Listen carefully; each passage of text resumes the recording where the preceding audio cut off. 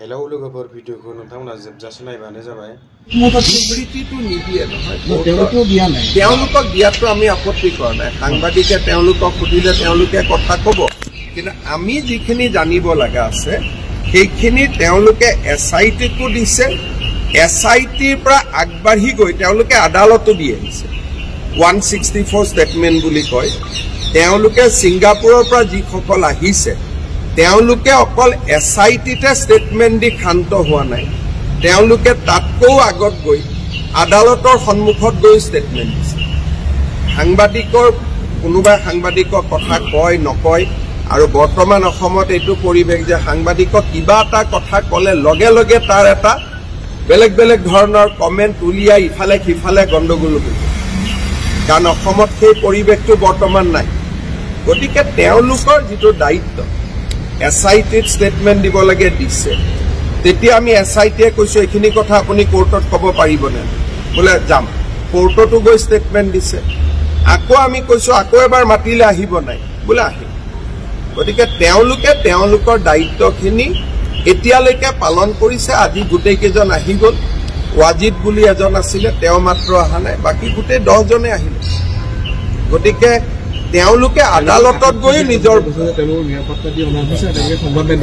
তেওঁলোকক নিৰাপত্তাটো দিবই লাগিব এইবিলাকতো ব্ৰাইট অসমীয়া ল'ৰা ছোৱালী নহয় যদি কোনোবাই কিবা এটা কৰি দিয়ে এইবিলাকতো জুবিনৰ অনুৰাগী হয় জুবিনৰ অনুৰাগী আৰু লগতে তেওঁলোক ছিংগাপুৰত আছে অসমৰ বহুত চোকা চোকা ল'ৰাও তাৰ মাজত আছে দুখী নিৰ্দোষী পিছৰ কথা তেওঁলোকক যদি অসমত মাতি আনি এই বাস্কাৰ দৰে ঘটনা এটা হ'লে দায়িত্ব কোনে ল'ব মই অসমীয়াকহে নিৰাপত্তা দিছোঁ বেলেগকতো দিয়া নাই গতিকে আপোনালোকে যদি ভাবে কাকো পুলিচে নিৰাপত্তা দিব নালাগে তাৰমানে অসমখন কি হ'ব সভ্যতাৰ বৈধভূমি হৈ নাযাব জানো যি নহওক এইবিলাক এনেকুৱা প্ৰশ্নই মানুহক উত্তেজিত কৰিছে যে নিৰাপত্তা দি লৈ আহিছে নিৰাপত্তা দিবলগীয়া পৰিৱেশ এটা অসমত আছে কাৰণেহে নিৰাপত্তা দিছে নিৰাপত্তাটোতো কাৰোবাৰ পৰা কাৰোবাক লুকাবৰ কাৰণে নিৰাপত্তা দিয়া নাই তেওঁলোকক এইকাৰণে নিৰাপত্তা দিয়া হৈছে কাৰণ তেওঁলোক নিৰাপত্তাৰ যোগ্য আজিৰ দিনত যিটো পৰিৱেশ আছে ৰাস্তাত যদি চিটি বাছ এখনত ঘূৰি আহে তেওঁলোককতো আজি কি অৱস্থা হ'ব পাৰে আজি বাস্কাৰ ঘটনাই প্ৰমাণ কৰিছে যে নিৰাপত্তাৰ কিমান প্ৰয়োজন আছে আজি বাস্কাৰ ঘটনাটোৱে প্ৰমাণ কৰিছে যে অসম পুলিচে নিৰাপত্তা দিয়াৰ সিদ্ধান্তটো শুদ্ধ আছে নহ'লে তেওঁলোকৰ মাক বাপেকক মই কি উত্তৰ দিম গতিকে আপোনালোকে যিটো বিচাৰি আছে বা অসমত বহু সংখ্যক ৰাইজে যিটো বিচাৰি আছে সেনেকুৱা যদি অসমৰ পৰিৱেশ হয় অসমত এজনো পৰ্যটক নাযাব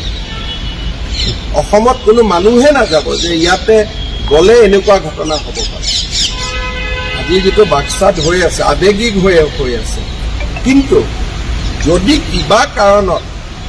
সি আৰু এক কদম আগুৱাই যায়